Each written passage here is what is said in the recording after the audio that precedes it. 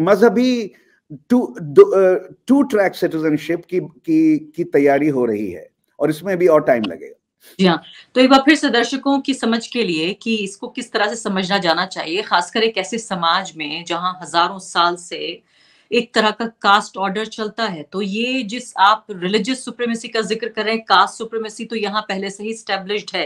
कितना भी भारत के संविधान ने उसे अबॉलिश कर दिया, उसको क्रिमिनलाइज कर दिया, उस सब के बावजूद आप ये देखिए कि भारत की बड़ी आबादी का एक बड़ा हिस्सा अभी भी अभिशप्त है उस जाति के तले नीचे दबे रहने के लिए। अब आप ये कह रहे हैं कि इसमें और लेयर्स जुड़ जाएंगी, कि अभी तक कम से कम ये था कि आधिकारिक रूप से तमाम नागरिकों को बराबर अधिकार मिले थे, लेकिन कास्ट फिर भी चल रही थी हर तरह से। आप ये देखिए, शासन से लेकर, स्कूल से लेकर, कॉलेजों में, दफ्तरों में, कहीं भी आप इस बात की मनाही नहीं कर सकते कि जाति नहीं है। जो लोग खासकर जाति का दंभ झेलते हैं वो जानते हैं। आप ये कह रहे हैं कि अगर मई 2024 यानी अब से 3 महीने बाद अगर नरेंद्र मोदी की वापसी, जो लगभग मैं कहूं अभी तय लग रही है, तो ऐसे में आधिकारिक रूप से भी करने की कोशिश हो सकती है कि देखिए यहाँ हिंदू नागरिकों को ज्यादा अधिकार दिए जाएंगे, मुस्लिम नागरिक कम अधिकार पाएंगे, उनको नौकरियों में किस तरह से ये स्थापित कैसे होगा, अगर मान लिया जाए, इसको हम फिलोसफिकली मान लें कि ऐसा हो रहा है। देखिए, दो रिएक्शन आपने जो कहा, उसके बारे में 2 पॉइंट्स मैं कहना चाहता हूं। नंबर 1, ये अब सोचना पड़ेगा। आपने कास्ट की बात की, सही आपने सही बात की कि कास्ट इक्वालिटी कॉन्स्टिट्यूशनली है, और इन प्रैक्टिस कास्ट हायरार्की पहले से कमजोर हो चुकी है, तो मानना पड़ेगा। सारा political science literature, sociological literature ये कहता है कि पहले से कमजोर हो चुकी कास्ट हायरार्की, लेकिन अभी भी है, अभी भी है।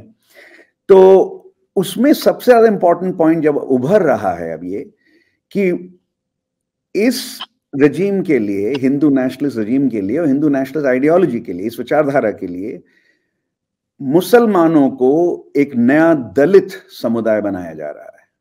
Muslims as the new Dalits of India.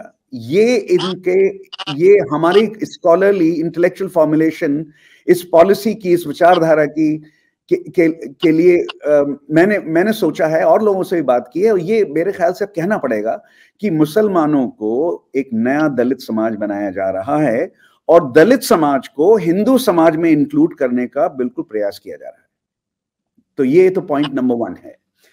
Point number 2 ये है कि डिस्कोर्स एक चीज होती है, और कानून को बनाना पड़ेगा अगर आपको ये पॉलिटिकल ऑर्डर सिक्योर करना है। आने वाले दशकों में पॉलिटिकल ऑर्डर सिक्योर करना है। ये अमेरिका में भी हुआ, तो और जगह भी हुआ है। तो ये समझना पड़ेगा कि इसमें ये एक महीने में या 2 दिन में, 2 सालों में या 5 सालों में नहीं होता है। इनमें 10-15 साल लगते हैं एक नया पॉलिटिकल ऑर्डर क्रिएट करने में, जो पुराने कॉन्स्टिट्यूशन से, ओरिजिनल कॉन्स्टिट्यूशन से डिपार्ट करता हो। तो अब जीतेंगे, जब ये आप कह रही हैं जीतेंगे जरूरी, चलिए मान लेते हैं वो जरूरी जीतेंगे। जब जीतेंगे तो लॉज किस तरह के बनेंगे? फॉर एग्जाम्पल, एनआरसी अगर डिक्लेयर होता है, एनआरसी इंप्लीमेंट होता है, तो जिनके पास पेपर्स नहीं हैं, जिन लोगों के पास पेपर्स नहीं है, उनका स्टेटस क्या होगा?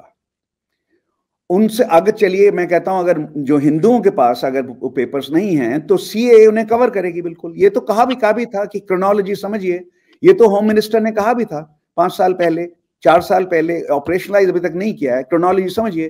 तो जो हिंदुओं के पास पेपर्स नहीं होंगे वो सीएए से कवर हो जाएंगे, जिन मुसलमानों के पास पेपर्स नहीं होंगे वो सीएए से कवर नहीं होंगे।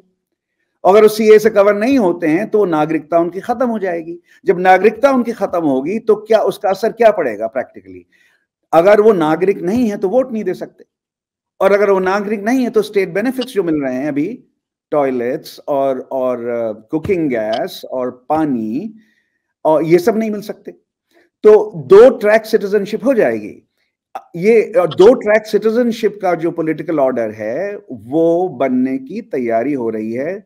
सिंबॉलिकली जो अयोध्या में 22 तारीख को हुआ वो बहुत बड़ा इवेंट था, लेकिन कानून भी बनाने पड़ेंगे।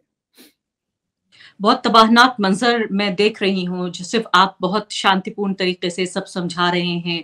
आप एक तरह की एकेडमिक भाषा का इस्तेमाल भी कर रहे हैं, लेकिन मेरे मेरे ज़हन में ये सब कुछ बहुत हिंसक तरीके से ऐसा लगता है कि लागू किया जाएगा।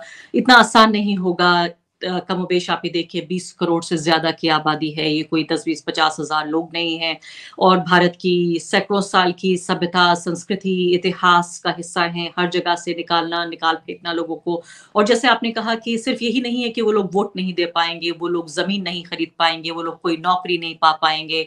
इसके अलावा तमाम तरह से उनका जो जो डॉक्यूमेंटेशन जो होना चाहिए एक नागरिक के तौर पे, वो कोई अधिकार नहीं मिलेंगे।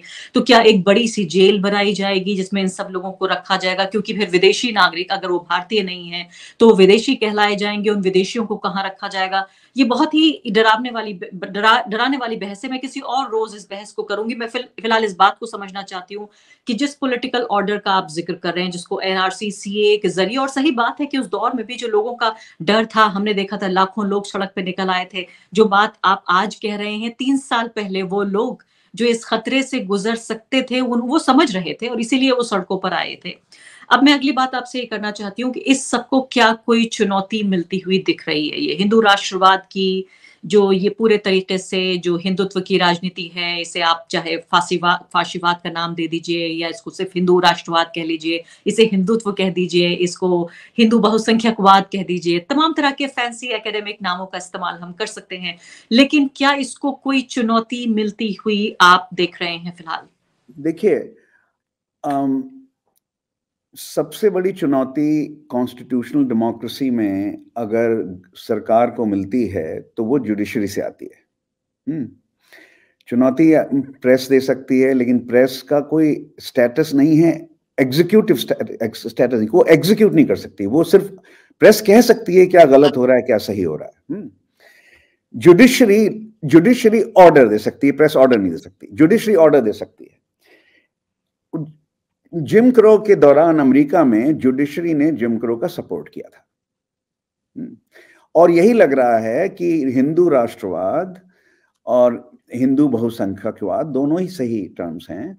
देखिए, योगी आदित्यनाथ ने बहुसंख्यक शब्द इस्तेमाल किया था, आरएसएस के सरसंचालक ने नहीं किया था, मोदी जी ने भी नहीं किया था। मोदी जी ने हिंद दूसरी तरीके से किया था। मोदी जी के वेक्टर ऑफ लैंग्वेज जो मैं कह रहा हूं वो थी राम से राज्य तक या राम से नीति तक, राम के माध्यम से चेतना का विस्तार, राष्ट्रीय चेतना का विस्तार। देखिए, राम और राष्ट्रीय चेतना को आप मिला देंगे, अगर आप ये कहना चाहते हैं तो आप वही कह रहे हैं जो योगी जी ने लेस सोफिस्टिकेटेड तरीके से कहा।